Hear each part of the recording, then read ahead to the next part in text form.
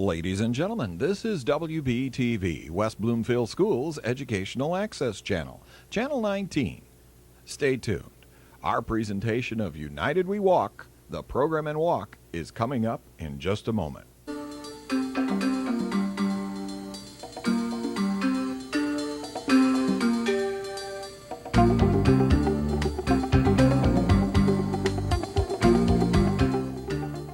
Dr. Martin Luther King had a plan of equality for every man. He had a dream that we all could make a world of brotherhood. Dr. King knew it was not too late to erase the prejudice of hate. Judge a man by his character, not by his skin color. He was killed, but his dream lives on. At the threshold of a new dawn, he said, use the weapon of love and be peaceful like a dove. He was a man who stood for brotherhood, a man of peace and pride, a man who had a dream that we could all live side by side. But he gave his life before his dream became reality. That every race and creed be guaranteed to have equality. Now raise your voice and sing for Martin Luther King. He gave his life to set this nation free. It's up to me and you to make his dream come true. Working hand in hand across the land for peace and harmony. Everybody to have the same freedom. He wanted everybody to have the same freedom. He wanted everybody to have the same freedom. This was his dream.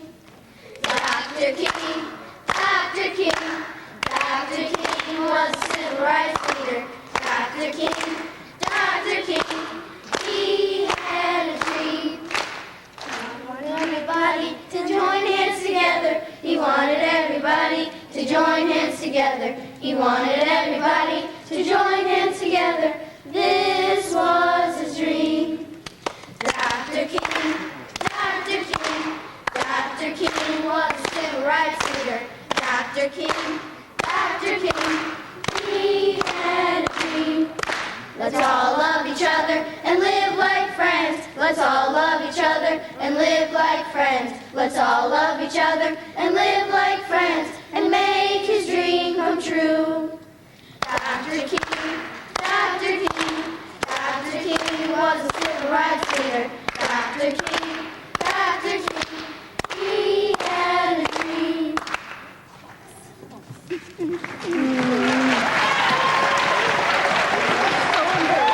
What I did when the mic wasn't on and then it turned on. Dr. King enlightened our minds and changed our lives. He left a part of him that still lives on.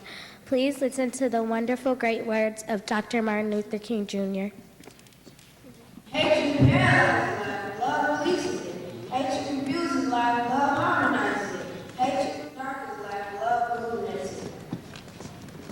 Love is the only force capable of transforming an enemy into friend. We have flown the air like birds and swum the sea like fishes, but have yet to learn the simple act of walking the earth like brothers. I have a dream that one day this nation will rise up and live out the true meaning of creed. Life's most persistent and urgent question is, what are you doing for others? The ultimate measure of a man is not where he stands in moments of comfort and convenience, but where he stands in times of challenge and controversy. Everybody can be great because anybody can serve. You don't have to have a college degree to serve. You don't need your subject or verb to agree to serve. You only need a heart full of grace, a soul generated by love. We are prone to judge success by the index of our salaries or the size of our automobiles rather than by the quality of our service and relationship to mankind. From the prodigious hilltops of New Hampshire, let freedom ring. From the mighty mountains of New York, let freedom ring. From the heightening Alleghanies of Pennsylvania, let freedom ring. Let freedom ring from every hill and molehill. Take the first step in faith. You don't have to see the whole staircase. Just take the first step. Our lives begin to end the day we become silent about the things that matter. We will speed the day when all God's children, black men, white men, Jews and Gentiles, Protestants and Catholics, will be able to hold hands and sing, free at last, free at last. Thank God Almighty, I'm free at last.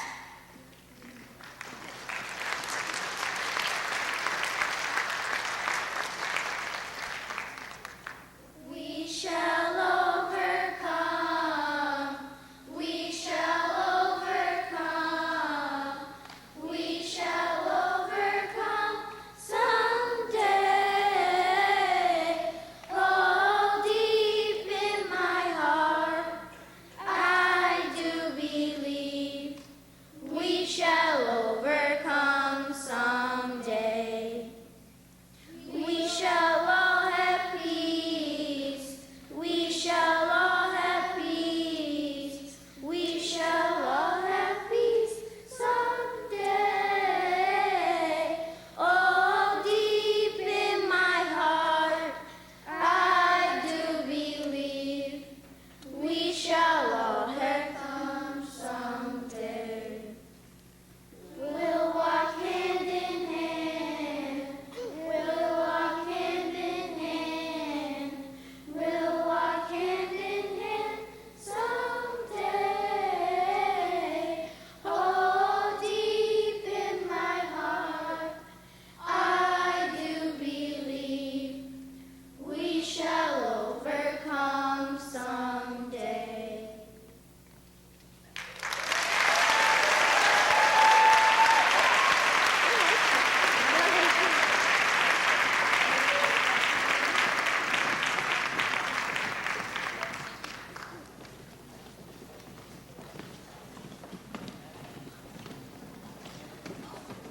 Good morning, everyone. My name is Thomas Kamilindi. I come from Rwanda, far in Africa, and I am going to tell you the message today, or the message of today in my native language, Kinyarwanda. This message is Tugende mu mahoro.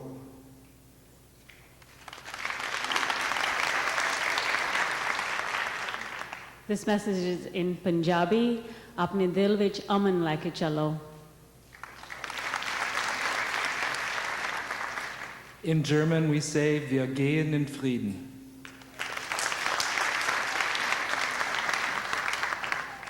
Thank you, Mrs. Toder's 5th grade class, for your facts, songs, and poetry. Good morning, everyone. My name is Becca Portney, and welcome to the 13th Annual United We Walk celebration, Dare to Live His Dream. Now, it is my pleasure to introduce West Bloomfield High School's African American Awareness Step Team. Upon the conclusion of their dance, please prepare to stand as you listen to our national anthem, performed by Sarah Schultz from Allen Park High School. Then remain standing for the performance of the Negro National Anthem, Lift Every Voice and Sing, by the Gratitude Steel Drum Band.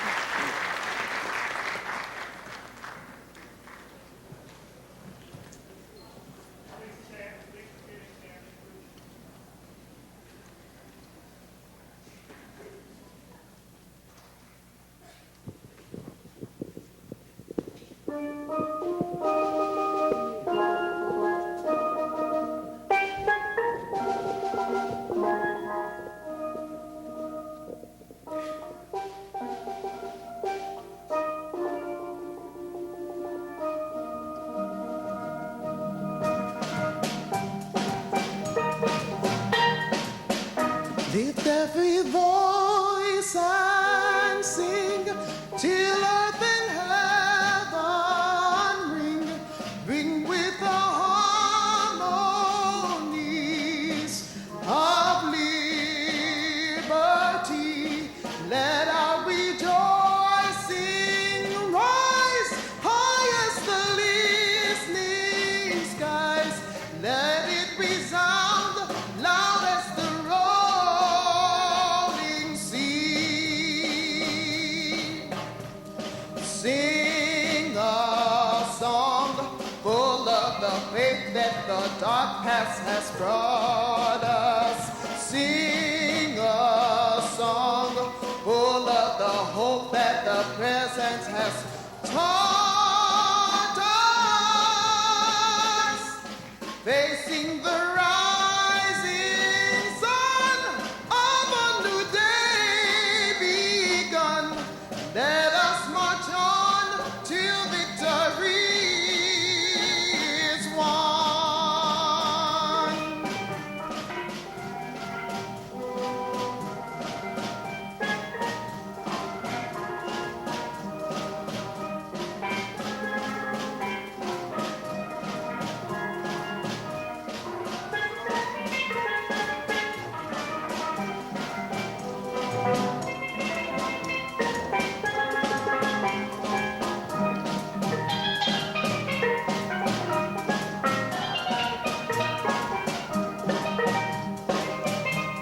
God of our weary years, God of our silent tears, thou who hast brought us thus far on the way, thou who hast by thy might led us into the light, keep us forever in the path we pray. Lest our feet stray from the places thou God where we met thee. Lest our hearts drunk with the wine of the world we forget thee. Shadowed beneath thy hand, may we forever stand true to our God, true to our native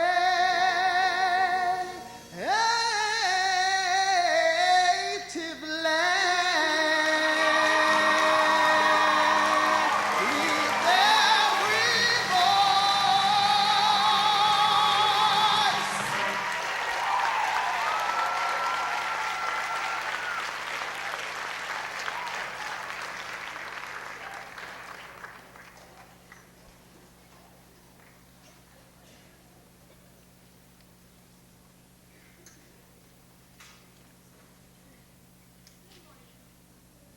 Shall Boyd. My co-chairs, Becca Portney and Chanel Jeter, and I would like to welcome you here today. At this time, we are honored to introduce our distinguished guests who are sitting here on stage and in the audience. Dignitaries, please stand as you are introduced. And audience, please hold your applause until the very end. Dr. Gary Faber, Superintendent of the West Bloomfield School District. Dr. John Sturrock, Superintendent of the Allen Park School District. Mr. David Fleischer, Supervisor of West Bloomfield Township. Our wonderful adult co-chairs, Reverend David Robertson, Mrs. Raman Singh, and Mrs. Sherry Masterson. Tomas Kamilindi, Rabbi Norman Roman, and Reverend Brent Webster.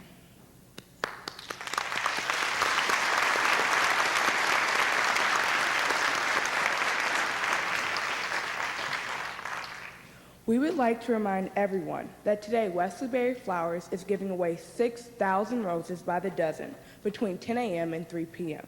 However, there is one catch. West Berry would like for everyone who receives a dozen roses to keep one for themselves and give away the other 11. This is an opportunity for people to express their respect for one another in our community. Thank you, Chanel.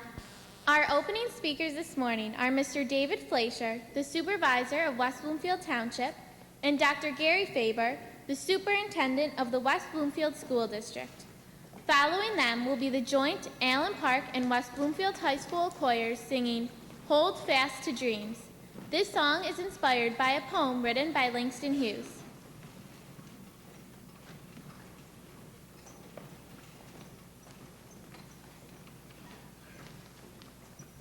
Good morning. Welcome to West Bloomfield High School for United We Walk in recognition of Martin Luther King Day. There will be a presentation by the group Mosaic, which will address issues of race relations and social justice in America.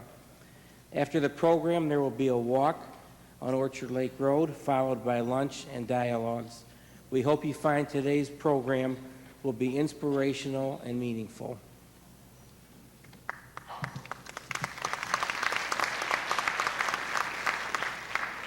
First of all, on behalf of the school board and the entire school district, I'd like to thank you all for being here. They say then when it gets going, it's tough to get going, the tough get going, and so I blew that one, but at any rate, you know what I mean, and I know many of you here, you didn't have power in your homes, and we thank you so much for being dedicated and being here. Since 1983, I've been telling the students of the school district and the faculty and the staff that there's no reason we can't be a lighthouse for the nation in regard to getting along, making it work, diversity. And I still believe that, and that is our quest in West Bloomfield, and we will continue that quest. And we demonstrate it every day, I believe, and will continue to do so. From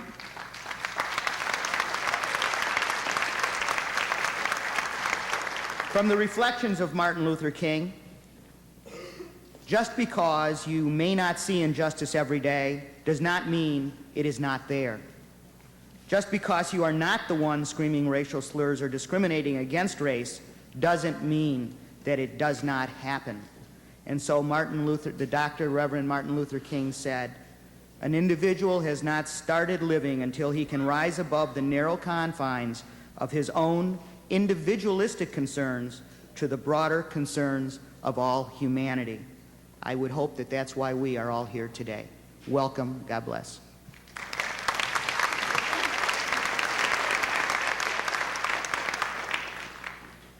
Today's message in Spanish is Por favor, camina en paz. In Arabic, Nimshi bisalama. On behalf of the Allen Park Public School District, we wish you to walk in peace. In Polish, we say Pokój z tobą. And in Hindi, we say Shanti Paryatra. And on behalf of the International Club, walk in peace.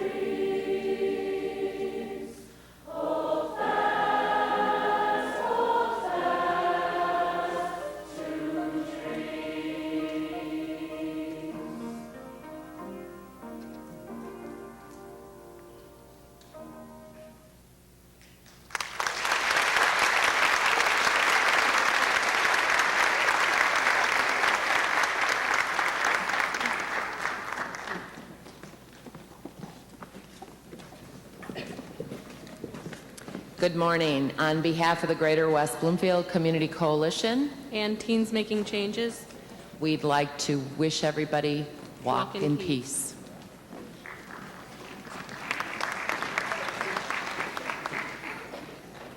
On behalf of Hillel Day School, Anachnu Hochim B'Shalom.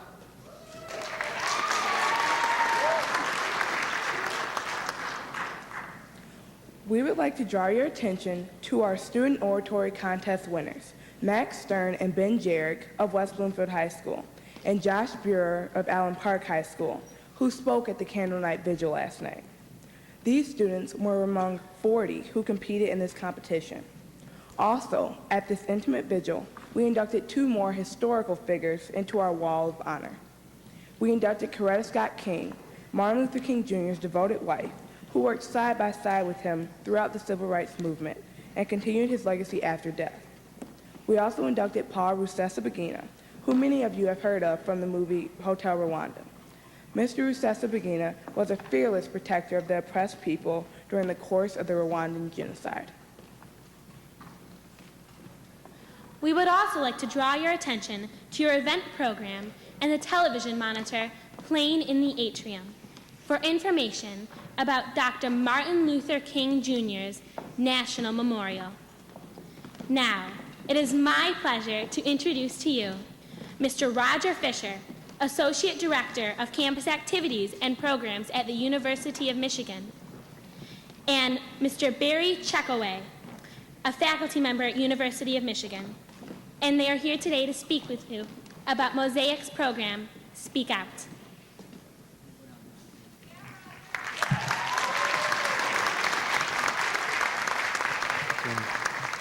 Good morning. Just before we get started in giving you an introduction to the powerful performance that you'll see this morning, would you join me in giving all the presenters and the presentations who've gone to this point another hand?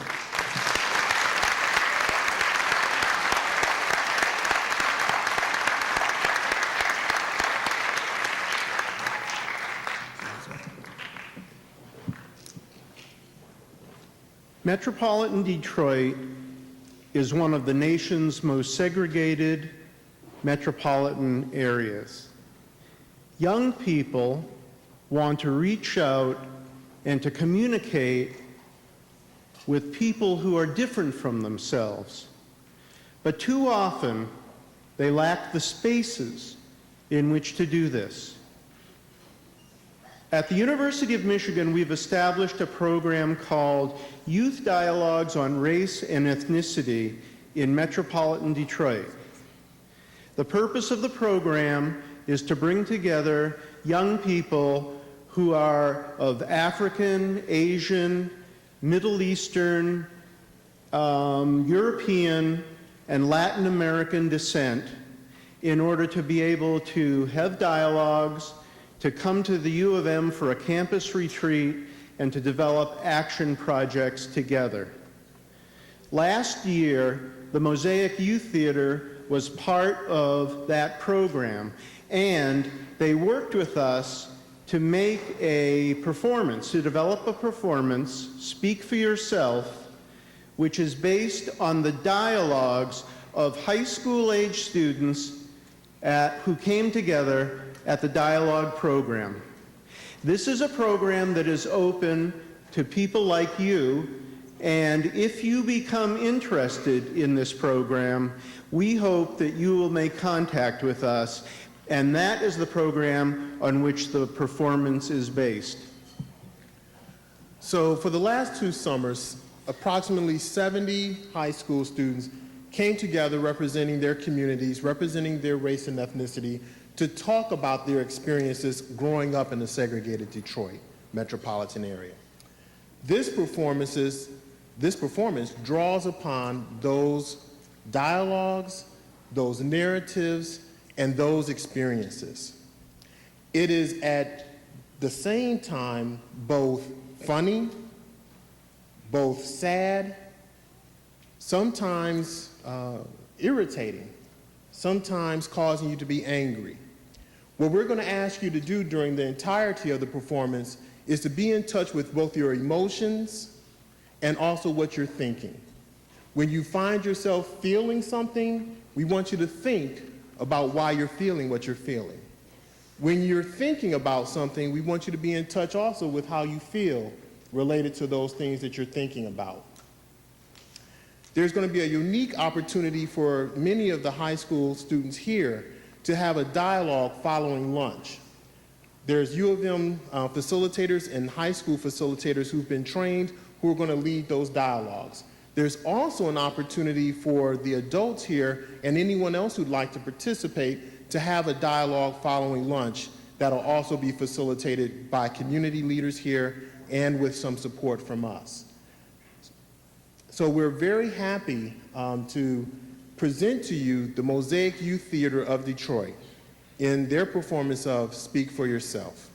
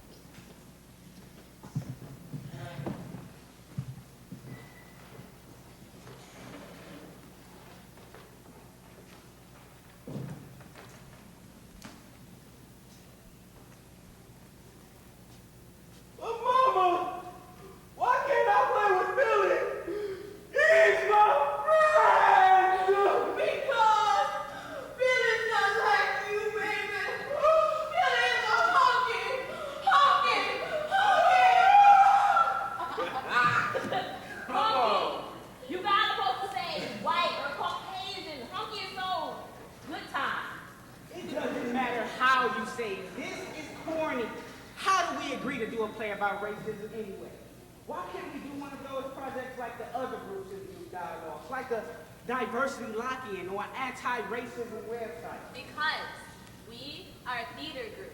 Notice our name, Mosaic Youth Theater. But he's right though. There's no way to do a play about race that isn't preachy and cheesy. Yes, you always have a big speech at the end where someone says, we all need to accept that we are all brothers. We are all the same under our skin.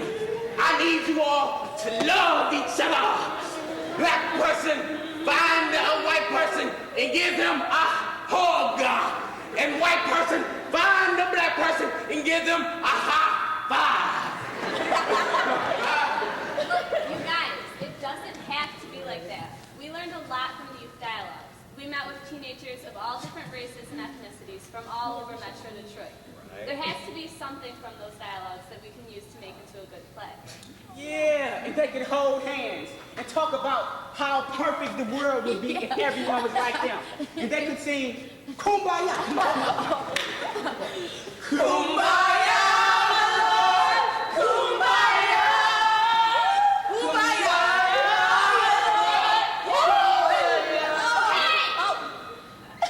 Funny, but I still don't understand why we can't figure out a way to make this play real. Yeah, how can we speak for them? How are we supposed to represent all of these different people? We don't have to. We can let them speak for themselves. What? We have all the writings that everyone did at the dialogues. Right. We can let their own words speak. Yeah, well, I guess we can give it a try. Okay, so during the dialogues, where did people say they first developed their ideas about race?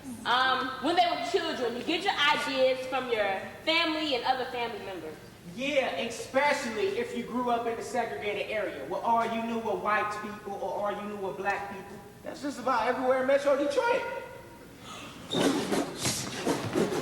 Oh! Hey!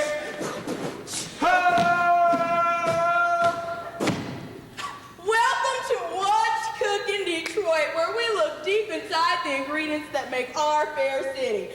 I'm Meredith Van Burengard. And I'm Justin Case. And we're gonna get things cooking with an oldie, but goodie. Human socialization still. That's good. To start off, you need a human being. The younger, the better. If your human being is too old, you'll find the skin tough and the brain is already wired. And you can't guarantee your students to come out the way you want it to. Human beings are all-purpose. You'll find that in working with an infant, it's totally malleable. and it will soak up almost all surrounding flavors. First, humans learn by observation. So you want to start by mirroring the behavior you want your human to emulate. Allow your human to marinate for about 3 to 5 years in segregation, ignorance, and fear. Throw in a little political correctness to add a little surprise zest. Political correctness is an ingredient that gained popularities in the 90s. It can help mask the bitter aftertaste that socialization sometimes creates. Yes, after this process, you see your humans start to solidify, and you get the inklings of your dish to come. Now, this next step is very tricky. It may take more than one person to add exactly the right ingredients in the right time at the right amount. Stir in 2 cups of fear. 2. Slowly making sure it blends with the segregation. If you add too much or too quickly, you may encounter a violent reaction. Slow and steady is the way to go if you want a lifetime supply. Without fear, your good old-fashioned socialization stew wouldn't taste the same.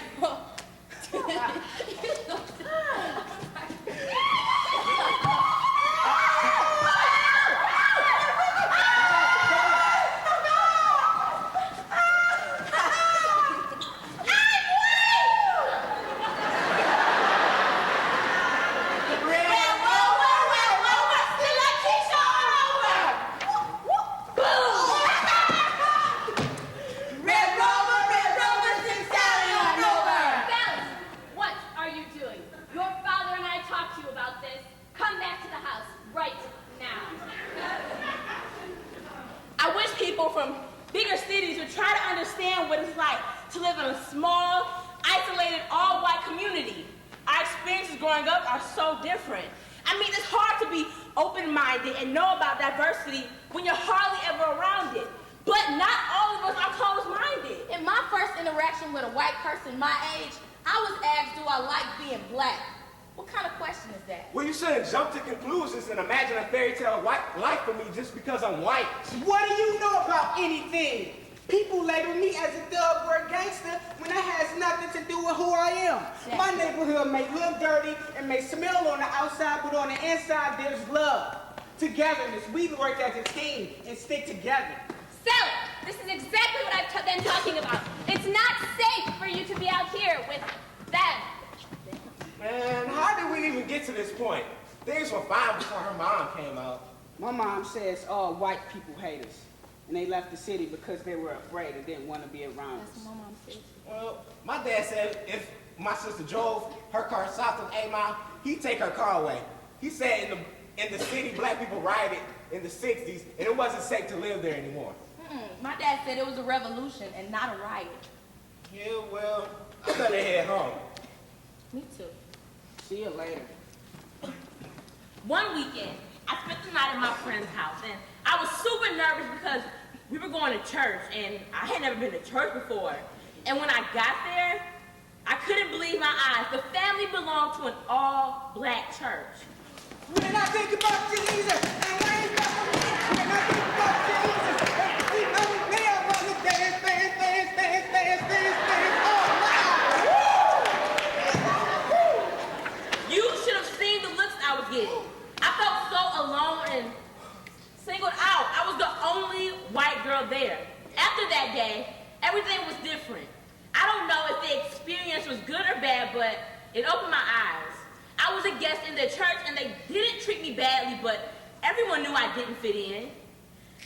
I mean, I'll never forget the way I felt that day in church, and I have a lot more respect for blacks and their feelings towards me. And I don't want anyone to feel the way I felt that day in church, so I do the best that I can not to make people feel that way. 2 years ago, I tried out for a baseball team that was all white. I was the only black person trying out, and I felt out of my comfort zone. However, I noticed that many of the people were treating me differently, and the coaches kept asking me if I had learned the moves they were doing. And they were simplifying all the drills for me.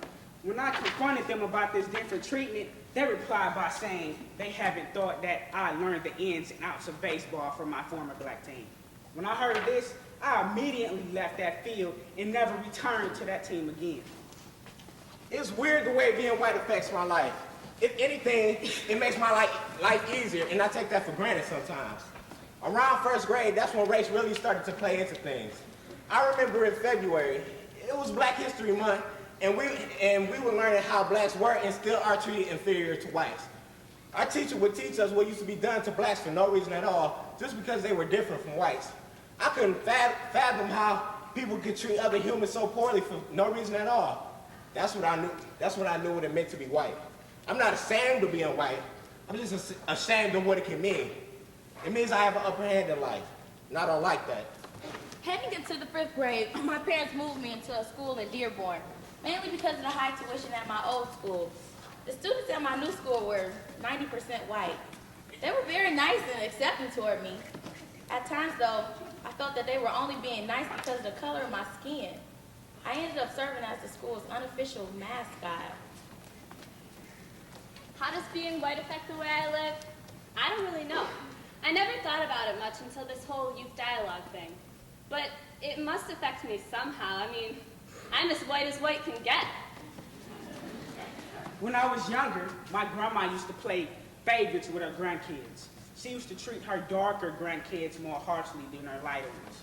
One day, my cousin and my brother went out into the street, and I was fighting.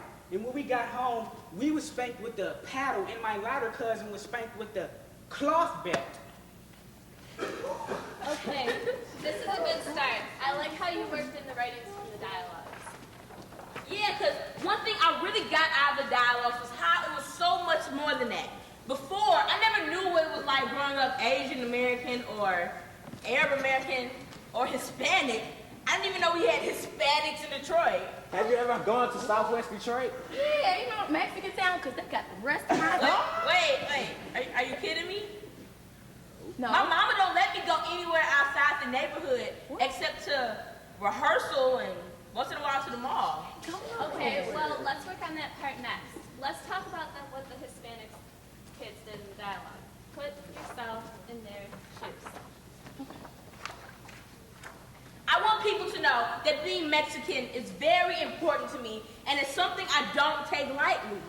Pride is a part of who we are, but who else won't say that?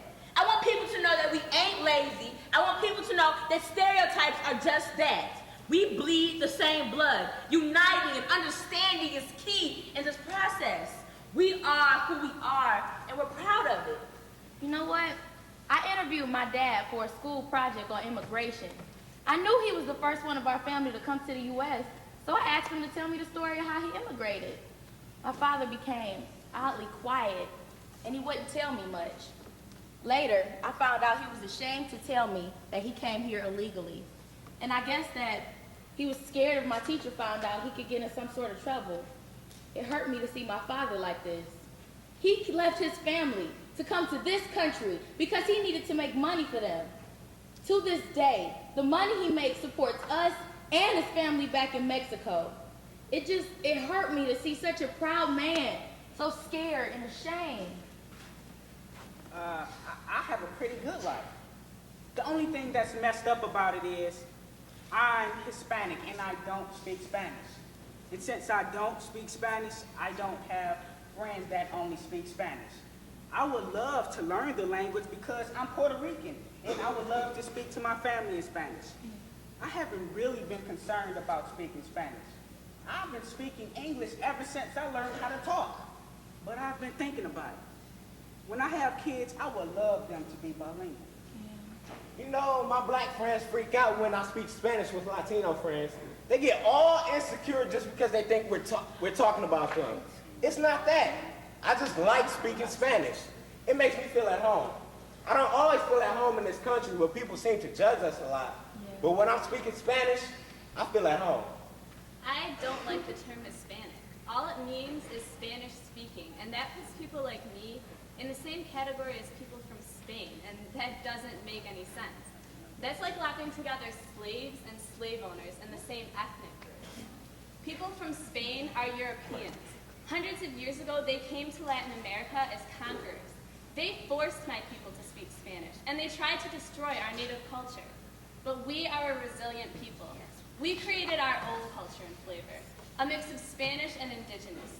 The Spaniards gave us their music, and we turned it into salsa, merengue, and tango.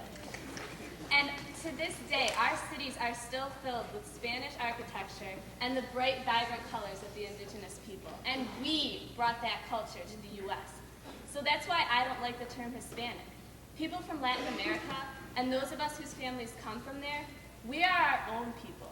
We are Latinos. That's a word that gives me a feeling of pride. Latino. I am not Cuban, I am Mexican. I am not white, I'm Puerto Rican. I am not Puerto Rican, I'm Mexican. I am not Mexican, I am Puerto Rican. I am not Dominican, I am Mexican. I am not lazy. I am not machismo. I am passionate. I have rhythm running through my veins. I'm not a killer or a thief. I'm not a maid. I have goals. I am full of culture. I do eat rice, beans, and tacos. I am a hard worker. We do exist. We do. We do.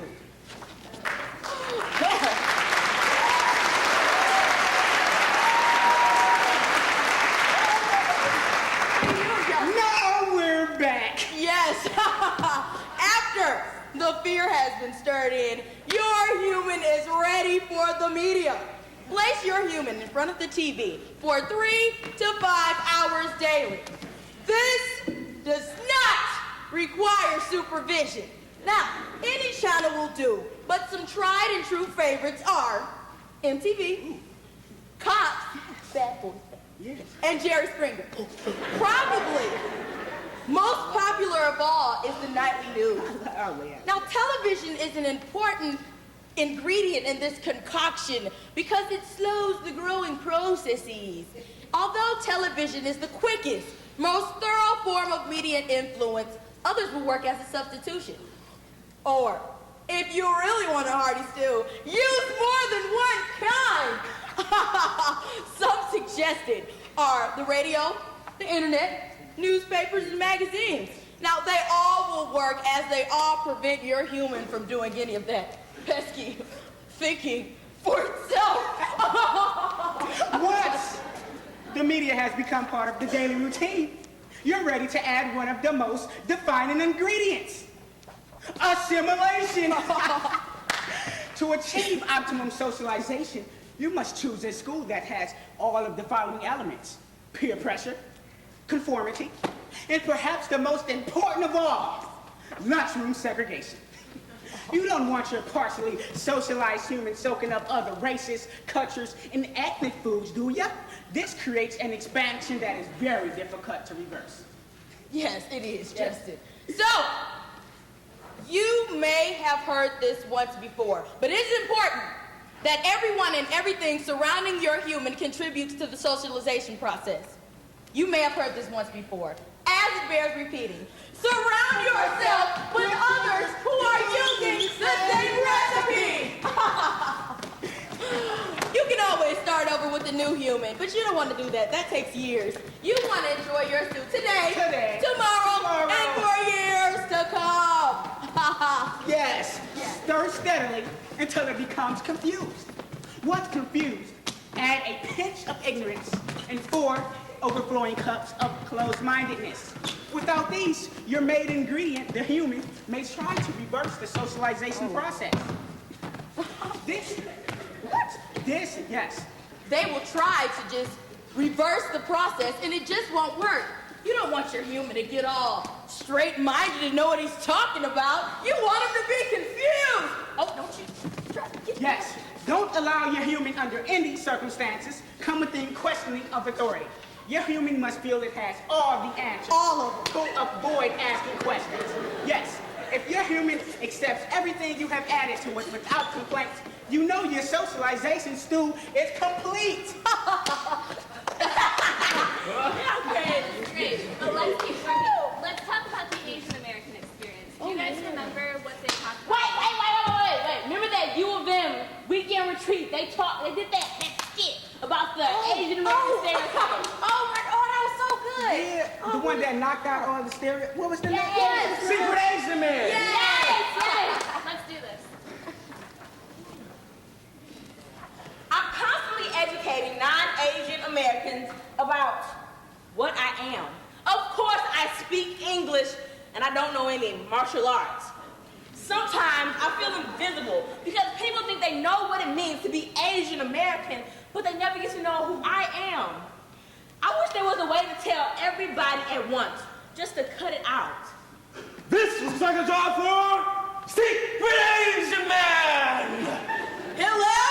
I sure could use some help with this mail. Is there an Asian kid out there? Can you help me find one? Hey you, Asian kid. Here, Asian, I've got some sweet and sour pork and fried rice with your name on it. But you gotta come and help me with my homework. Come on, dude. Help me. Please. Secret Asian Man to the rescue! Don't worry, I'll help break those stereotypes that aren't true. Not all Asians are good at math. Think about it! Secret Asian Man, you're the best! I know. Secret Asian Man. Secret Asian Man. He's an Asian Pacific American. On a mission to educate.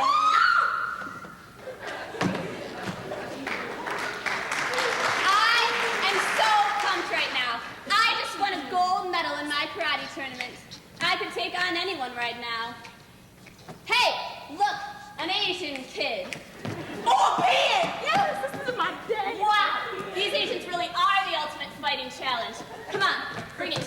You don't scare me, Jack. Whoa, hold on, relax. Woo, take it easy. Woo. Secret Asian Man. Secret Asian Man. Secret Asian Man. Oh, right, sorry. This is like another job for Secret Asian Man. I'm here to teach that all stereotypes aren't true. Now, all Asians do not know karate. Think about it! Secret Asian Man, you're my hero. Yes. Secret Asian Man. Secret Asian Man. He's an Asian Pacific American. On a mission to educate.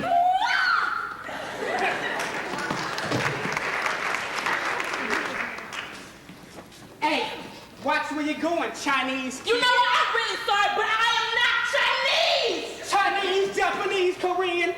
It doesn't matter. You're just walking around with those slanted eyes like, ooh wee, I can do anything. Maybe you can't see anything with those slanted eyes.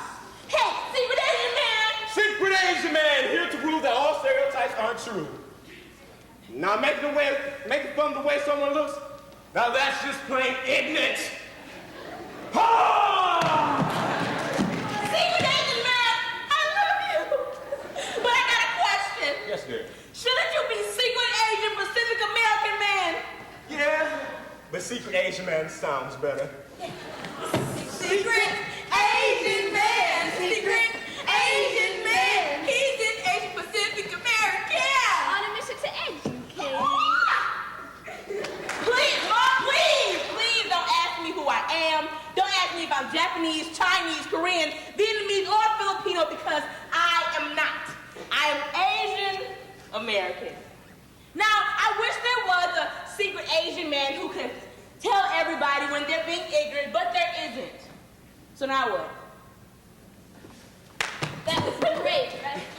Secret Asian man.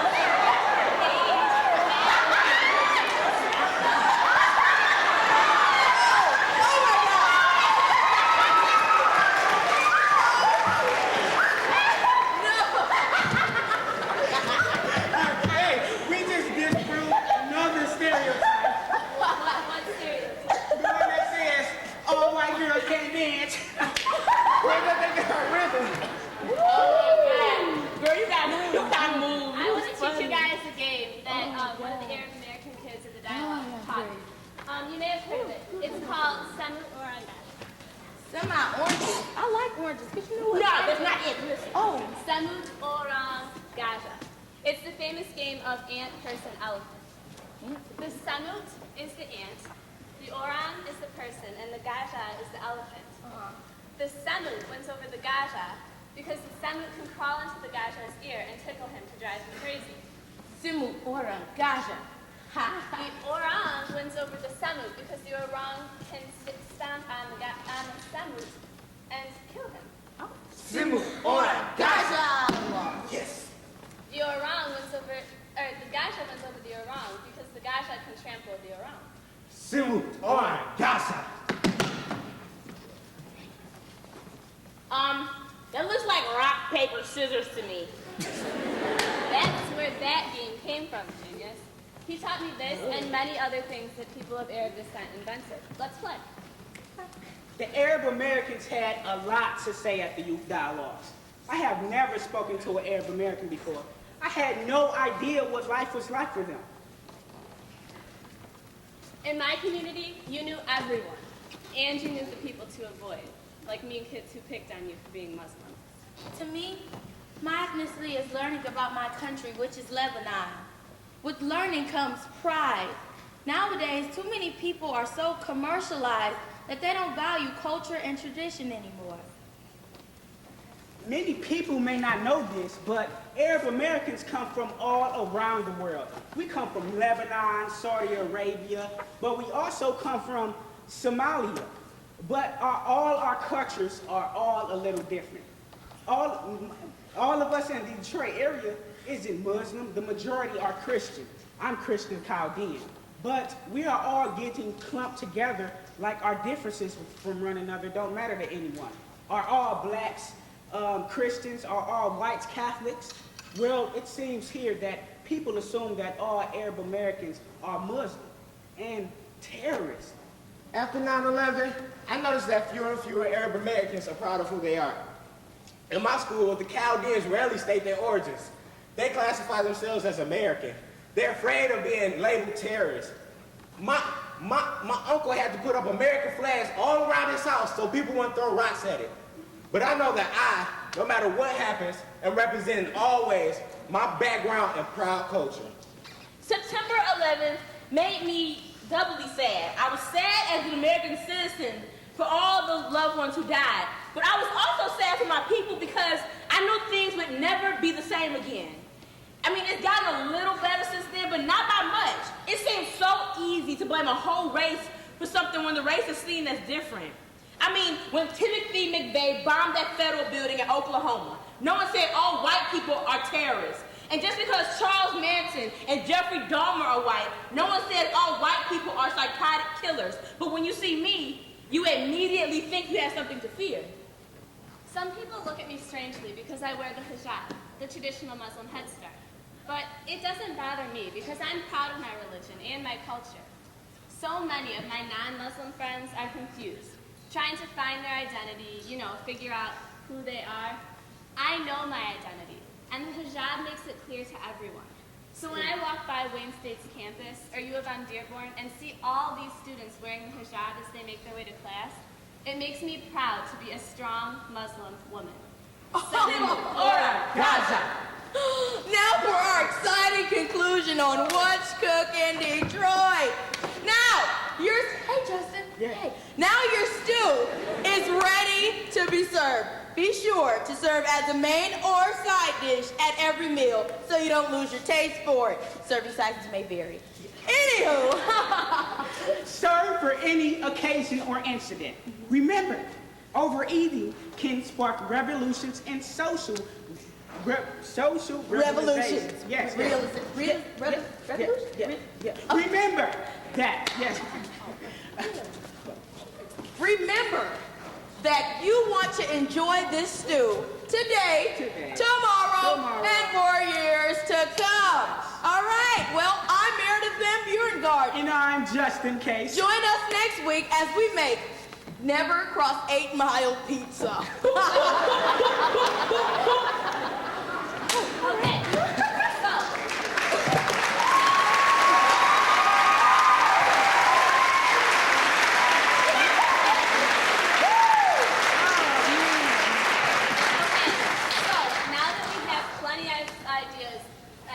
The issues.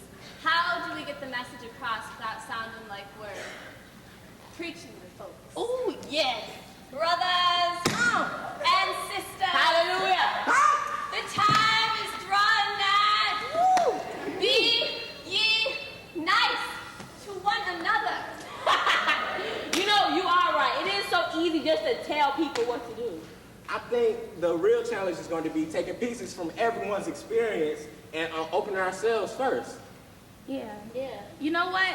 I realized that you can't just speak at people. You have to talk to them. Because after a while, they just zone out and stop listening. I think it's bigger than all of that. When you watch a movie, see a play, read a book, or listen to music, you decide what to feel. Nobody tells you, you decide. That's what I think this is all about, not holding hands and singing Kumbaya or saying, let's get along. Yeah, so let's start with us. What did you guys get out of the dialogues? What did you learn? Well, I learned that Arab was a racist word. Yes. I mean, I never met a person of Arab descent. At the dialogues, this girl walked up to me and said, you know that's a bad word, right? I was looking at her like, what is she talking about? I mean, what did I say? I mean, I didn't know. I don't interact with that many people with different outlooks or different views or even different races. I was starting to think that it was going to limit my learning on different cultures in life itself.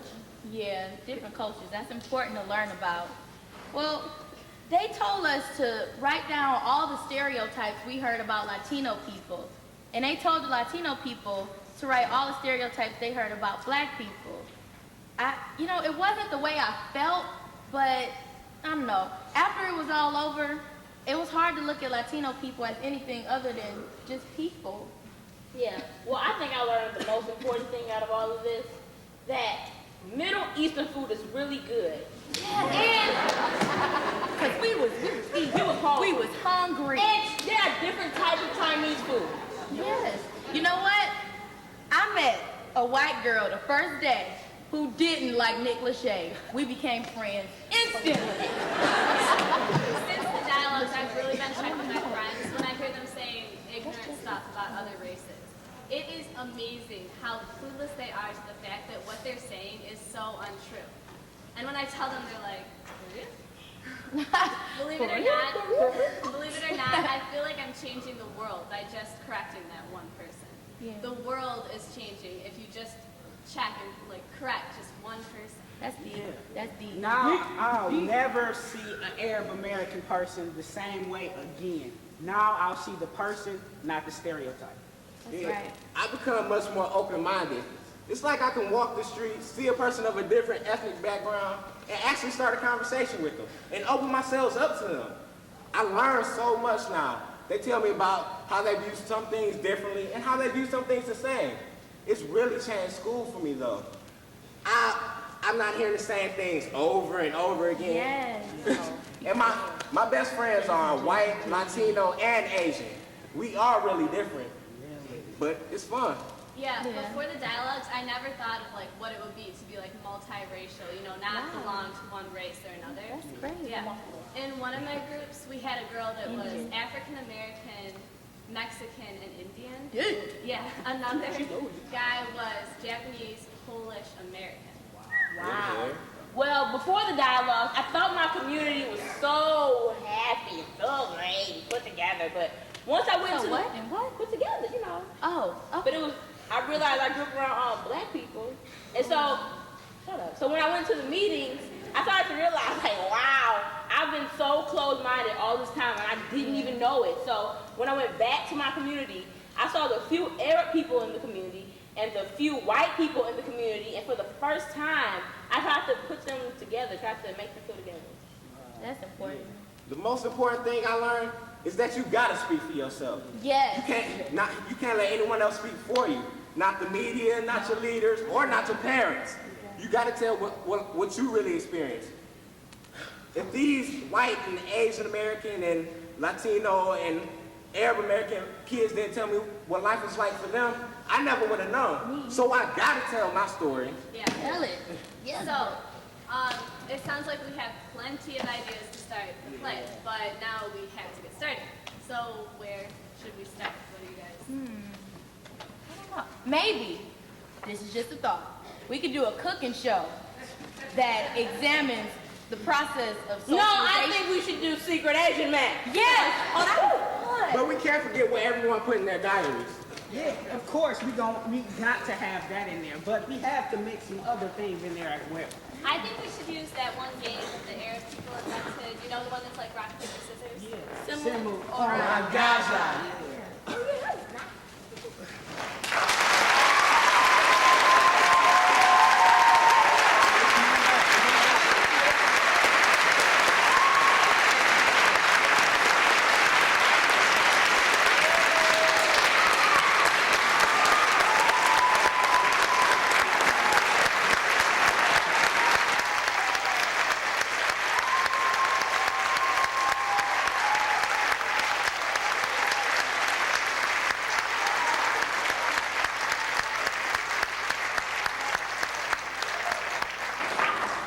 So, did you all enjoy the performance?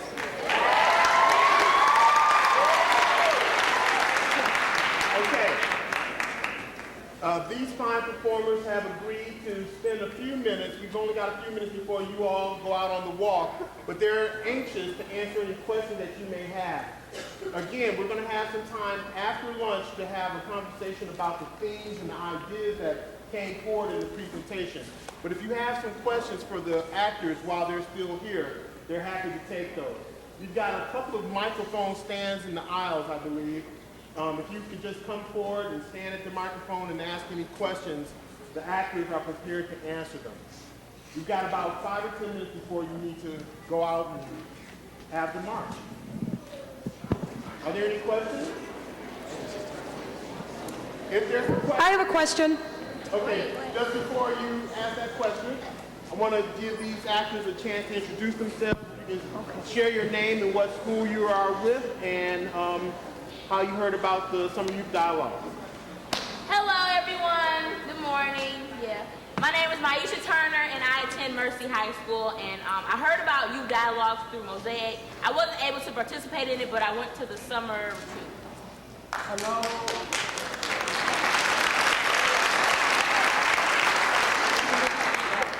Hello, my name is Aaron Higgins.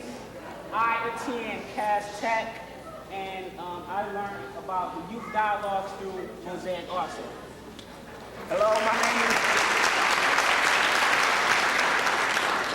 my name is Jeremiah Turner, and I attend University Preparatory High School, and I heard about the youth dialogues through Mosaic also.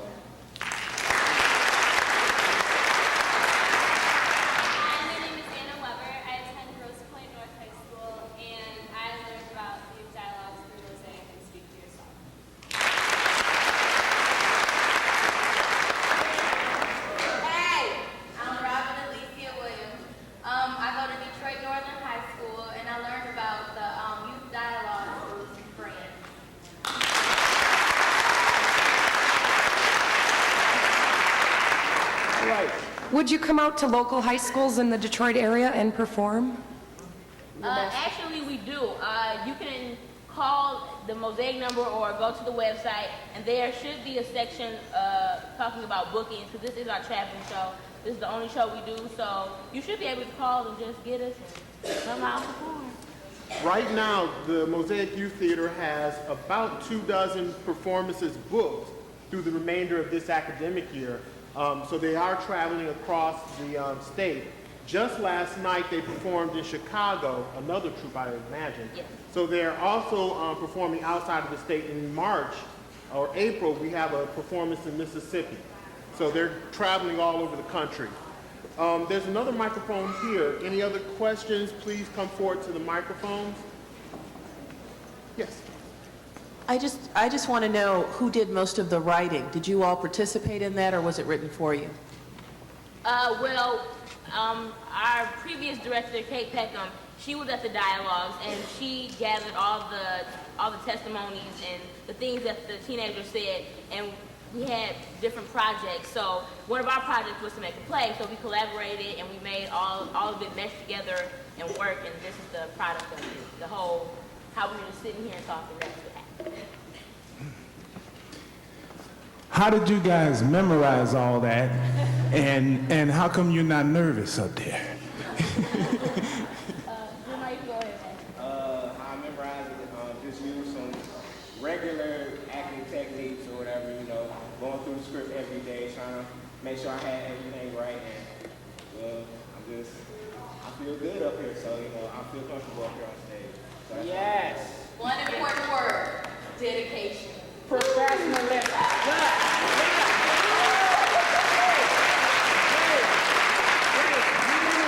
This. Through professionalism, we have a wonderful director, Mr. Breon Jackson. Yes.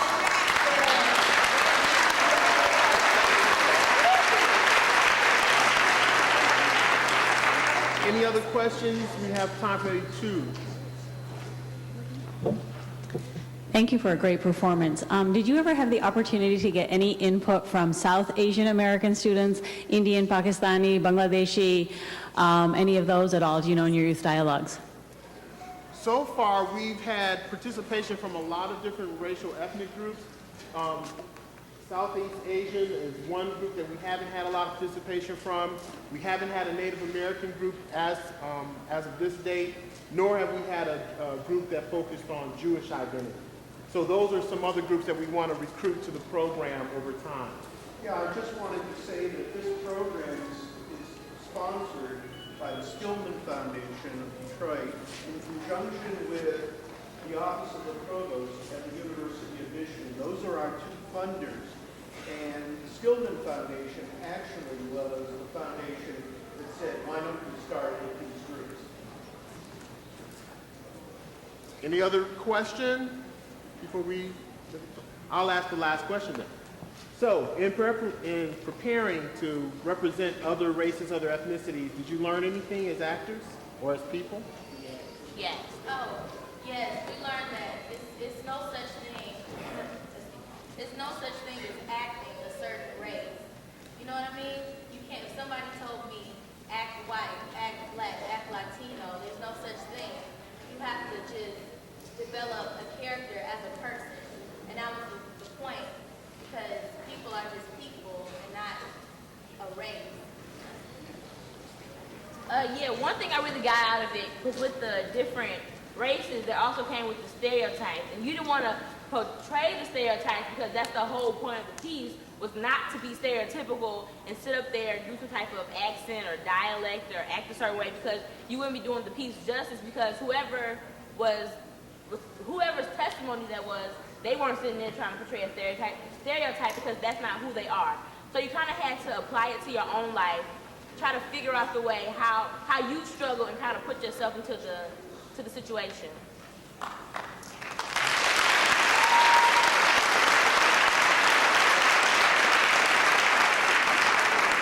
We're about to come to a close of this part of your day. Please let me remind you that the name of the program is Youth Dialogues on Race and Ethnicity in Metropolitan Detroit. It operates largely as a summer program over a period of 8 to 10 weeks. It culminates with groups of people, young people from largely high schools, coming to the University of Michigan, living in a residential hall, and then working together on an action project.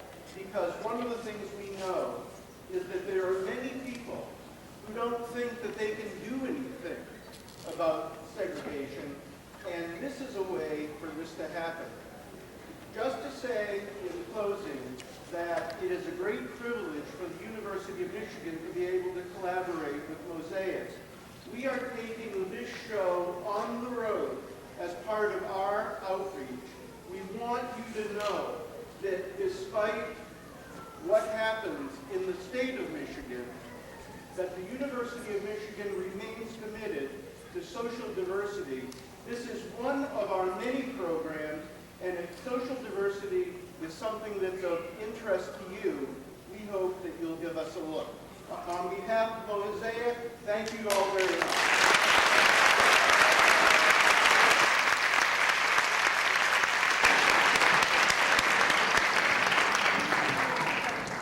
Thank you very much, Mosaic, for your moving presentation. Please join us as we walk together to honor Dr. Martin Luther King Jr. and the Civil Rights Movement. Please remain seated until all the program participants have exited the stage through the main aisles. Then, follow us as quickly as possible as we begin our walk. As you leave the auditorium, please turn to your left. All parents who have elementary school students who participated in the elementary program this morning, you may pick up your children by the north stairway in the atrium, just past the main entrance doors. As you head out and return from our building, please listen to the Allen Park Jazz Band, who will be playing in the atrium. Leading our walk today is the Allen Park High School percussion team. Upon return, we invite you to join us for lunch in the cafeteria. The pre-selected high school student congress will hold their discussion groups after lunch and will meet in the school's media center.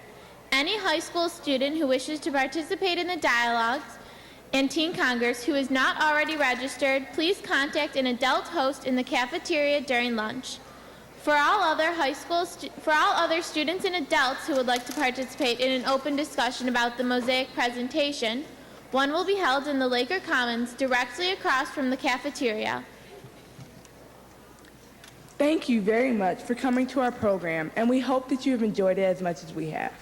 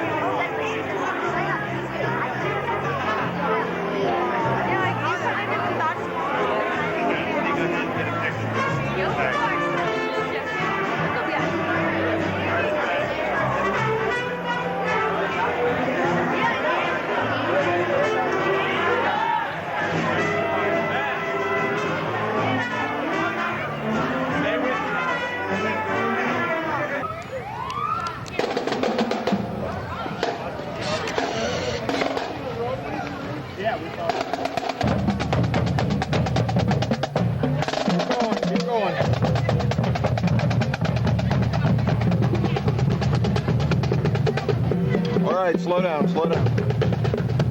Just take it easy at this pace.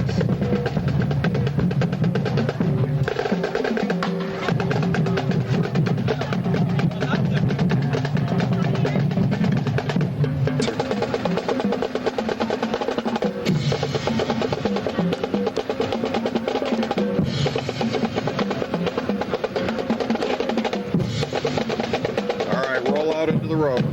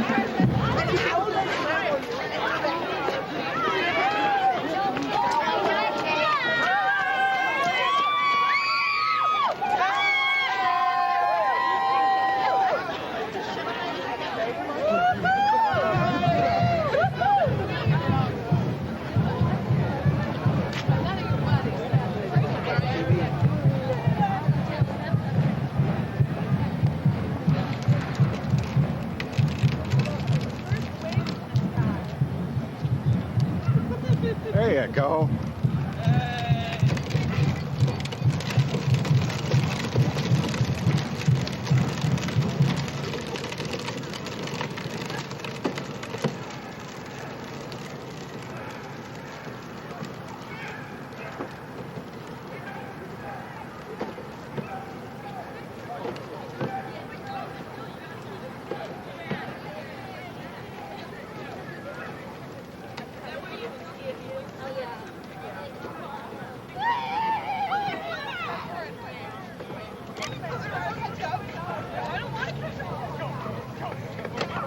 Just make sure nobody's close to you.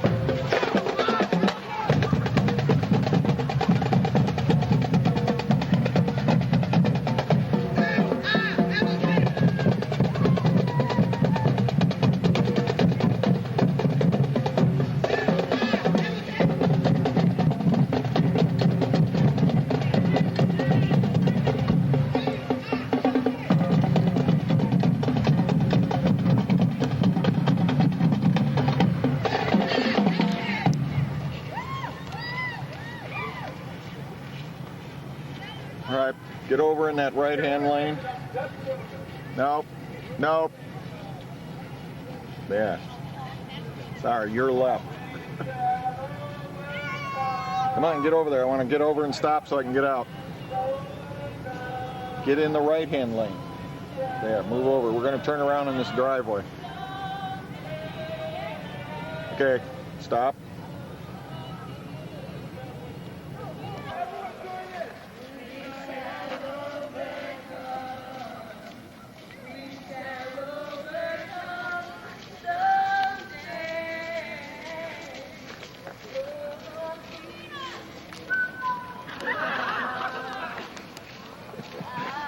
He found the Steve button. Happens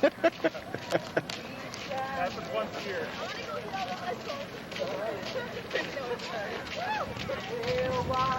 Given this weather, this is not too good, man. No, it's not. We'll walk hand in hand. We'll walk hand in hand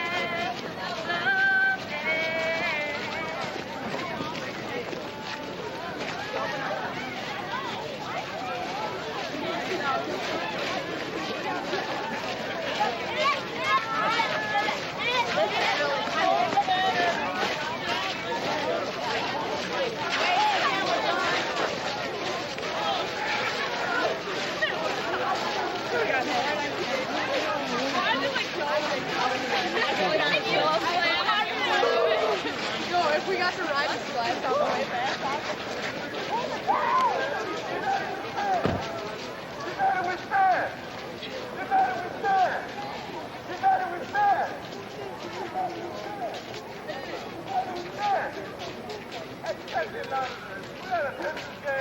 Is this going to be on the news?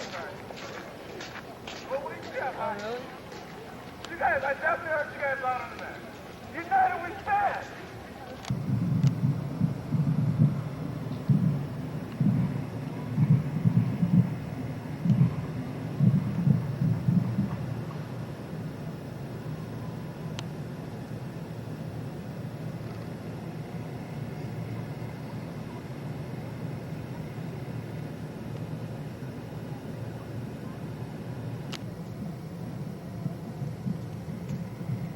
Reverend Robertson, wave.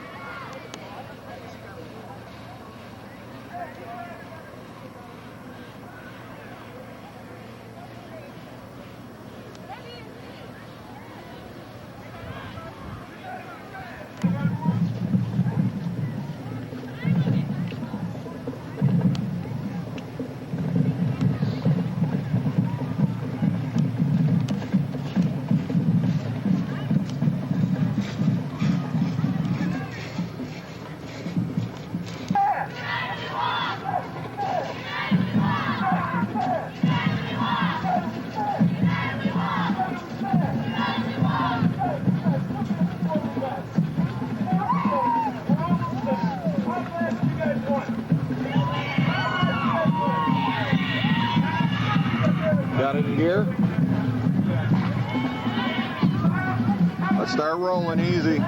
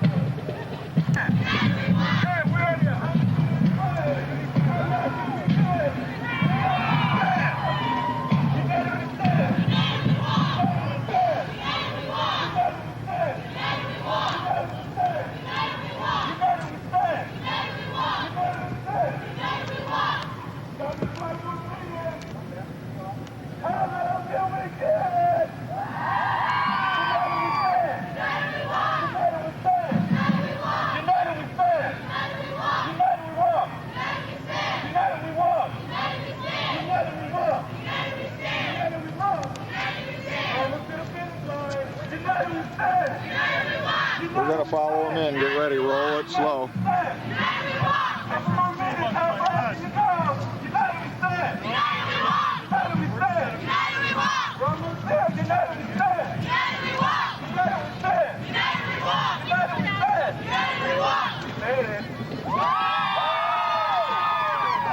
Stay to your right side of the edge of the driveway. Get over to the right side. Get right over to the curb tight. Stop right here. Don't make them pass me.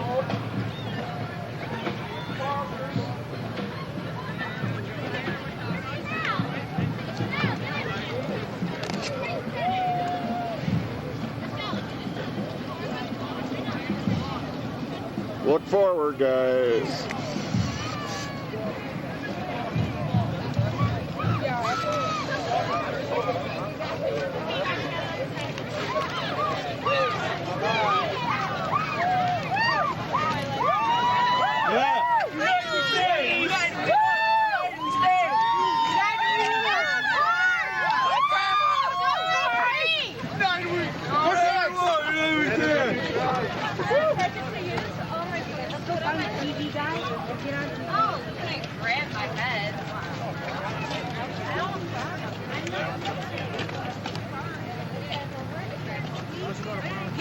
We don't turn colors.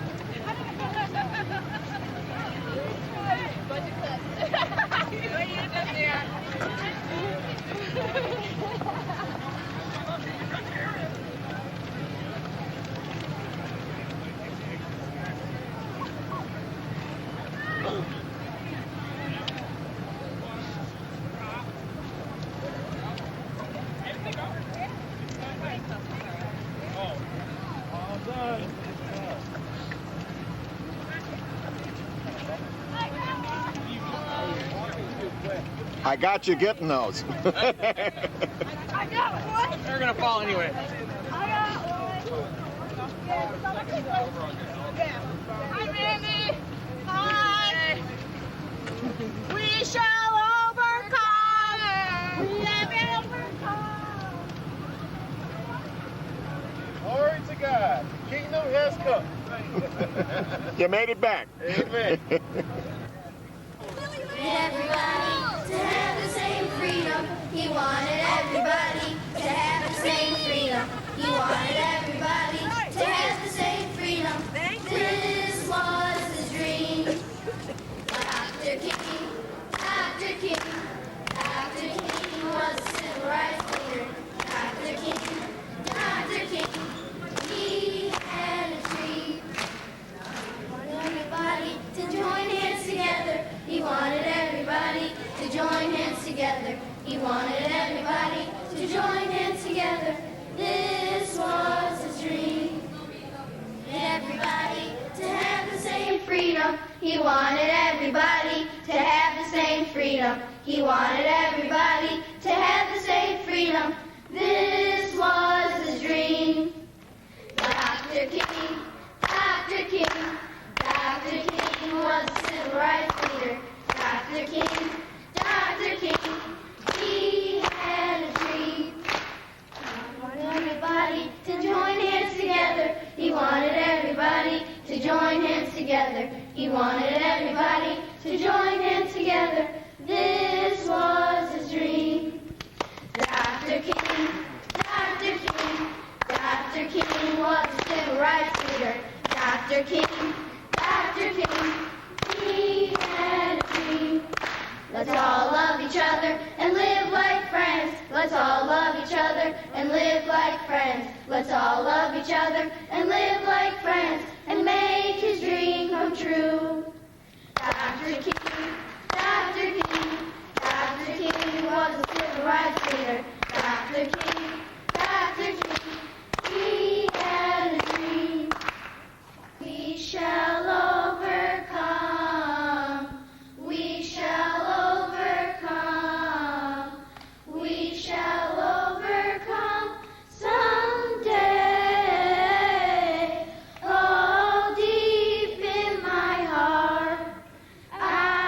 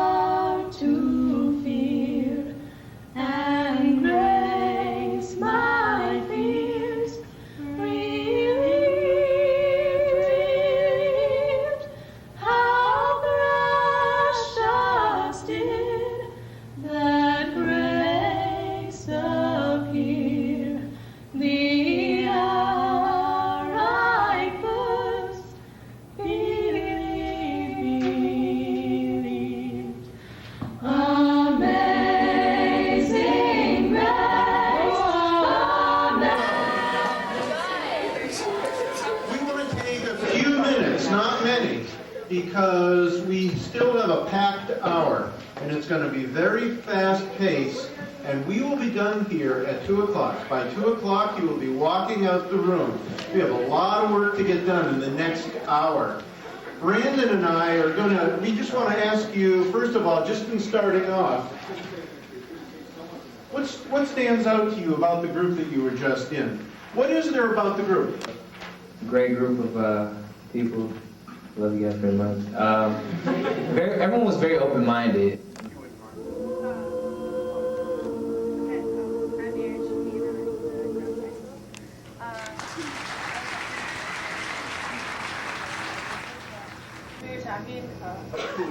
Hi, my name is Amanda Kern.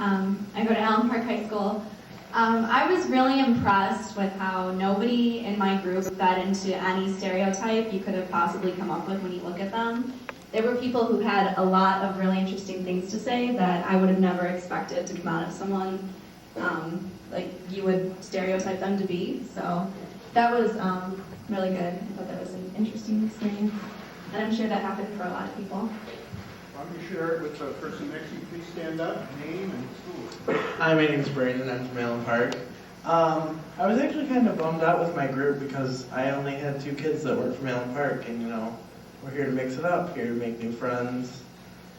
But really, it was kind of hard to not be able to share things other than with the 2 people that were from my school, because we all already knew what goes on in our school.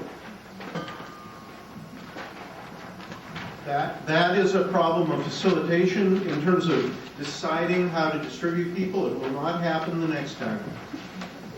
I was part of Chanel Jeter, I'm a freshman year at West Bloomfield. I was a part of the majority of the minority of kids in that group who weren't from Allen Park, and it was just interesting to hear about their problems and how everyone in that group wanted to change them, and I'm excited to find out how we're going to do that. And it really made me think that West Bloomfield isn't that bad, because some of the stuff they told me just really isn't as much of a problem here. And so it was just really good to hear their perspective and hear how all of them feel going down the park. Great, thank you. Hi, my name is Andrea. I also go to Allen Park. Yeah, it was kind of a bummer that a majority of us were here. We still got to hear a lot about what goes on, like in our upperclassmen. There was actually a couple upperclassmen, and it was actually surprising that we actually got to hear what happens in different grades in different schools.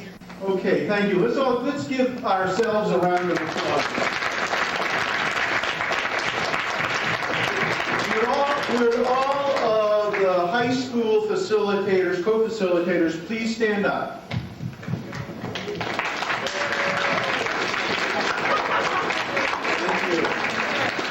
And all of the University of Michigan co-facilitators, stand up. I think you're mostly here and some over there. Let's give them a round.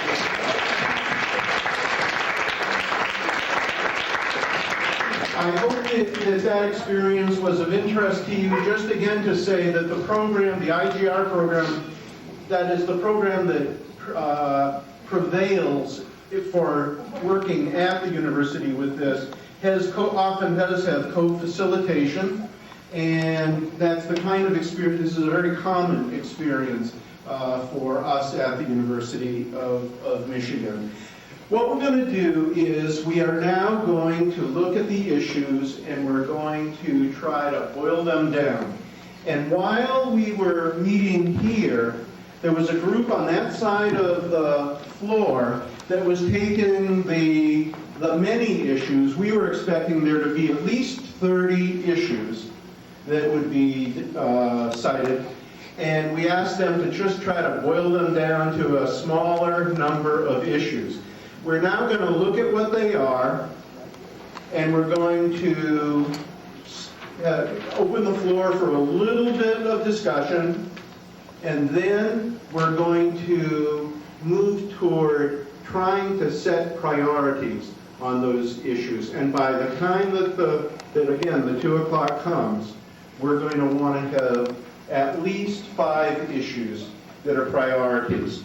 Just a word about the concept of an issue and a public issue. Again, issues are problems that people as individuals experience, but who want to join together with others and create change.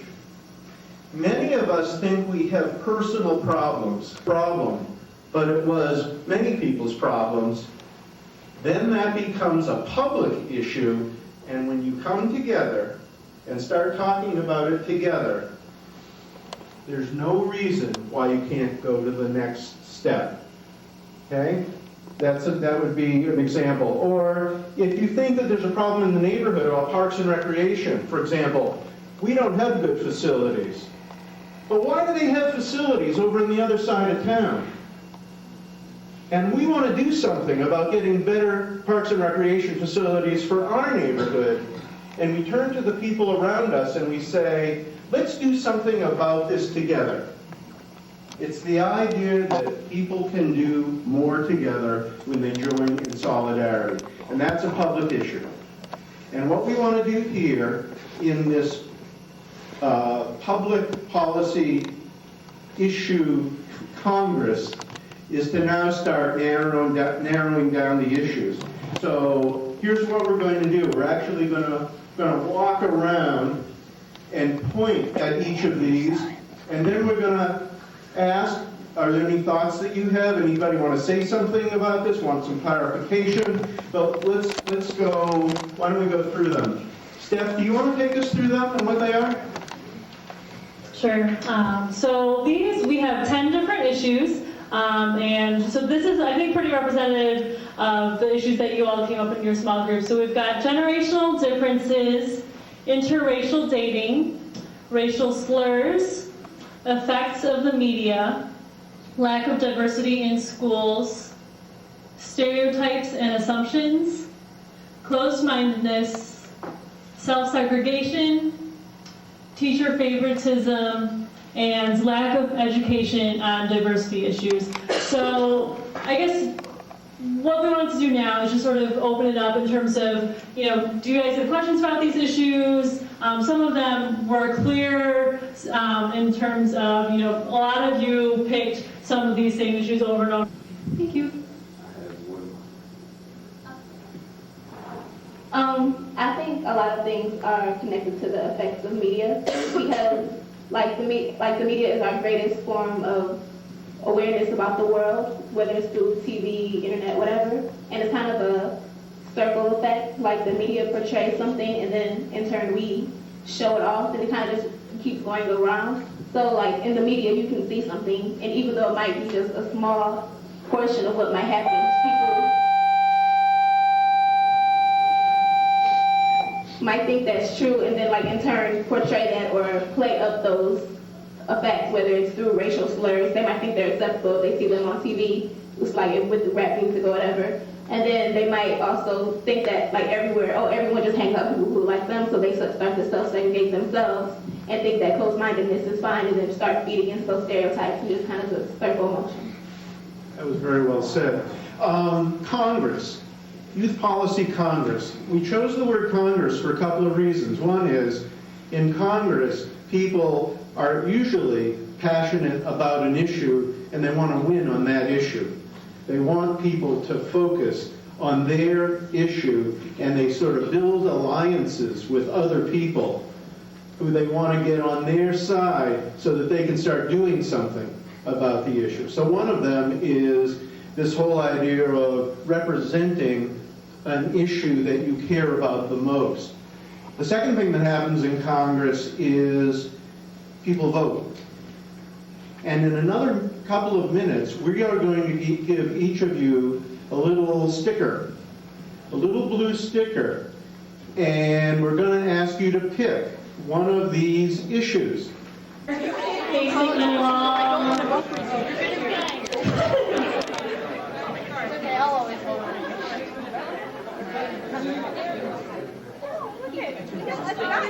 We'd like you all to be able to see the dots.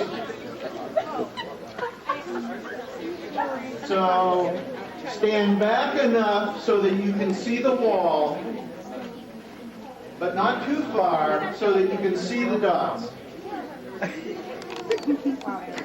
We want to pick 5. we want to pick the 5 top issues, if there are 5 that have gotten a sufficient number of votes here. Okay, you point out the 5. Yeah, okay. Okay, you point out the 5 that have the most. Effects of the media, lack of diversity, closed-mindedness, lack of whatever, I can't read it, and the stereotypes. So, effects of the media, lack of diversity, stereotypes and assumptions, closed-mindedness, lack of education for diversity issues.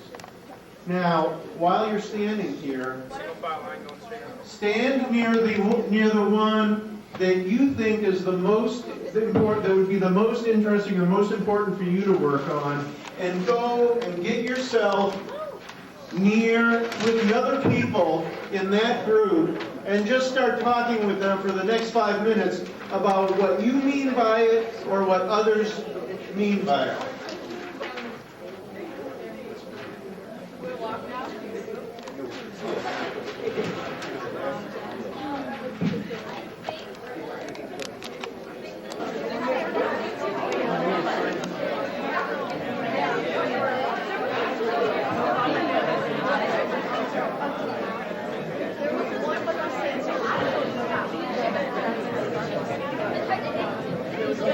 Okay, so now what we're going to do is we're going to have the U of M facilitators come on up over this way. And so in groups of, 5 facilitators, we just need you to take 1 sheet each and just take them to a table. Basically what we want to be doing now, well actually let's do that first. So the college facilitators can each take a group with 1 sheet of newsprint and go to a table where you guys can talk. Talk. Hi,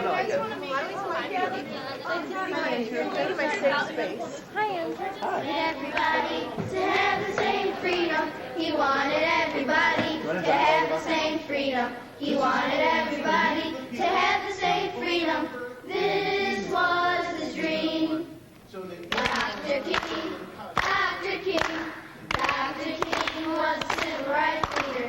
Dr. King, Dr. King, he had a dream. Everybody to join hands together. He wanted everybody to join hands together. He wanted everybody to join hands together.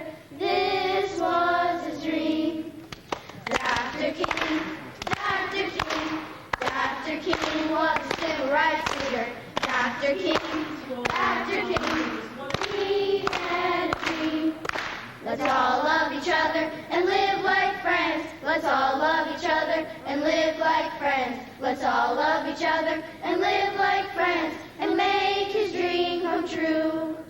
Dr. King, Dr. King, Dr. King was a civil rights leader. Dr. King, Dr. King, he had a dream. We shall overcome. We shall overcome. We shall overcome someday. Oh, deep in my heart, I do believe we shall overcome someday. We shall all have peace. We shall all have peace. We shall all have peace someday. Oh, deep in my heart, I do believe we shall all have come someday.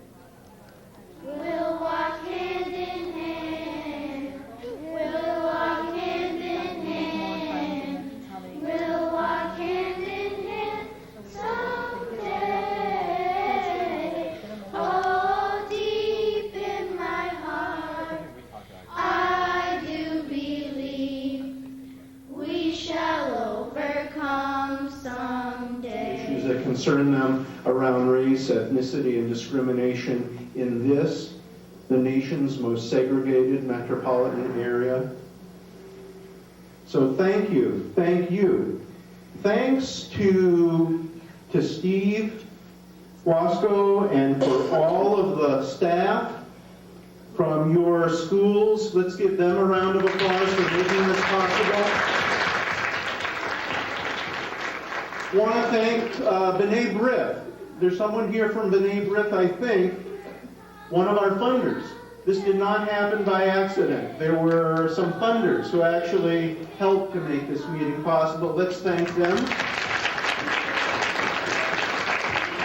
All of those of you who are facilitators, all of the high school and University of Michigan facilitators, if you stand up, and let's give them a round of applause. Thank you. Final words. 1, take action. What can you do in the next few days to take an action on this issue in your life? It might be as simple as speaking to another person. But if we don't take action, then we've lost that opportunity. We expect at the end of these congresses that you'll be in a position to take action. This is just the first meeting. Second, come back. In about 2 months, we will be sending, we're going to be sending you information very soon about where and when a second meeting will come, and the meeting will focus on your issue with the people who are sitting around the table with you today. We believe that when you committed to this process, you committed to being part of a longer process than just one day. Social change is not a one-day event. It's ongoing, and we need you to work on these issues. You are the resources and the leadership to create change, because we know that in many communities, parents and teachers, unfortunately, with all due respect, are not at the table. We need you to be able to come back and discuss these issues. And when we do, it'll be about what's the problem, what are some of the causes of the problem, and what are some things you could do to be able to address those problems, that problem. I guess the fourth is I want to ask two of my co-facilitators if they have any final words. So Steph, who I want to thank, and Brandon, who I want to thank. Good. Sure, I'll just say a couple really quick things. One, it's so great that you all are here. I know that it's been a really long day. You probably had some interesting car rides here, but we're going to make sure you all get home safely. And I guess just to reflect on sort of the day, it's called United We Walk. And in the morning we saw a lot of really great performances that provoked a lot of interesting and important thoughts. We actually went on a walk, and we had some really honest discussions.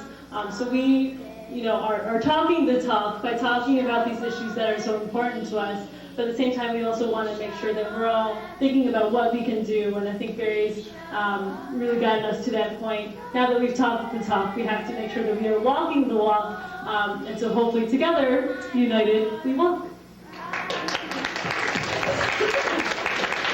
Just to follow up what Steph was saying, I really appreciate the honest talk that was happening, because that's how real change happens, when we can get really real with each other and sharing our experience.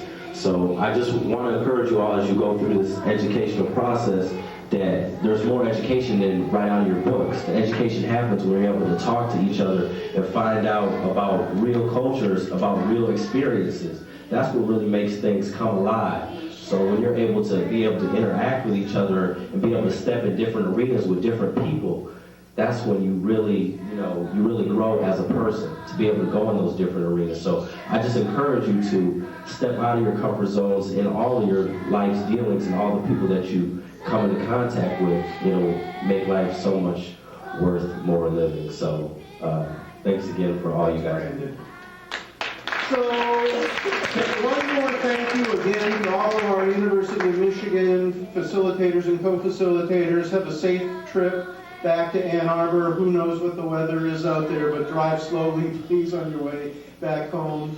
What we want to do is to make sure you sign this piece of paper before you leave. Write the issue on it. Make sure that the issue is written on it so we know what it is. And now we're going to ask everyone to go to the back wall, and we want to do a group picture. Everybody to have the same freedom. He wanted everybody to have the same freedom. He wanted everybody